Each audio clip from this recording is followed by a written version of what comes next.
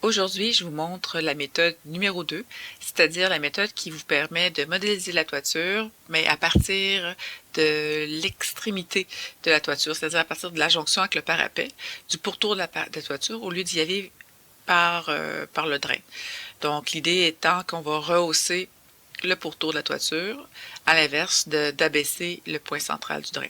Donc, pour être capable de réaliser cette modélisation-là, il faut s'assurer que dans votre structure de toiture, et dans la modifier ici, que vous avez bien et bien un isolant de polyisocyanurate de 125 mm d'épaisseur et que l'option variable est cochée.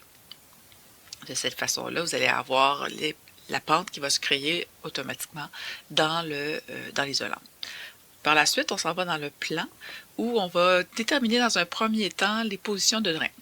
Pour être capable de positionner les drains facilement, je suggère fortement d'utiliser l'outil Annoter et les lignes de détail. On va simplement partir d'un coin et faire une ligne à 45. On ne va pas aller jusqu'au bout, on veut vraiment aller jusqu'à plus ou moins dépasser l'emplacement du drain. On fait la même chose en partant de l'autre coin. Et on fait la même chose en partant des coins qui sont aussi du côté droit, en fait de chaque côté. Vous voyez, j'ai pas assez allonger ma ligne, donc je vais faire une autre ligne ici pour là et là, à l'endroit où ça va se croiser, c'est là que je vais positionner mes points de drain.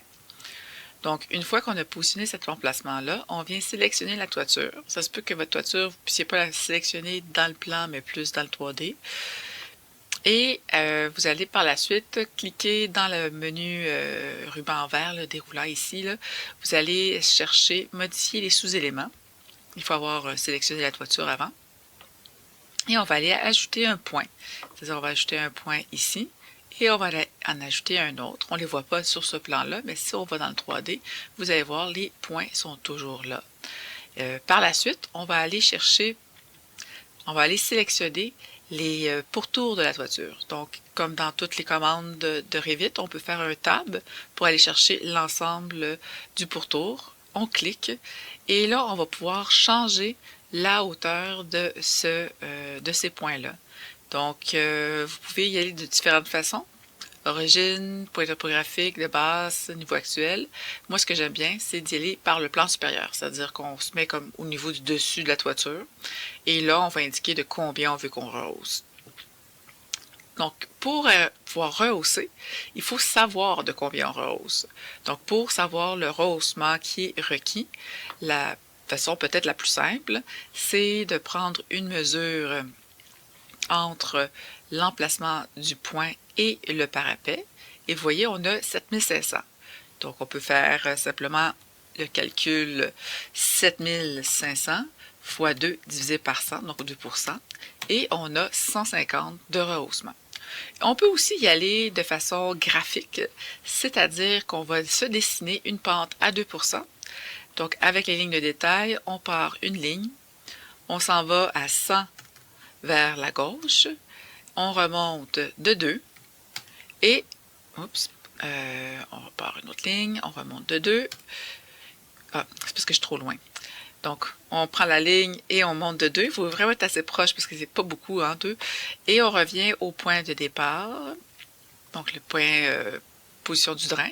Et par la suite, avec l'outil modifié, on va aller prolonger ces lignes-là jusqu'au parapet en venant cliquer ici sur les lignes à prolonger. Donc, il faut y aller une ligne à la fois. Et de cette façon-là, vous allez pouvoir calculer, rendu au niveau du parapet, la hauteur qui va avoir été augmentée. Donc, on fait ça, 150. Donc, la hauteur est de 150. Et là, j'ai toutes les informations qui sont nécessaires pour être capable de rehausser mon pourtour de toiture. Donc, je viens cliquer en 3D sur ma toiture. Je retourne. En fait, je n'ai pas besoin de retourner en plan. Je fais modifier les sous-éléments.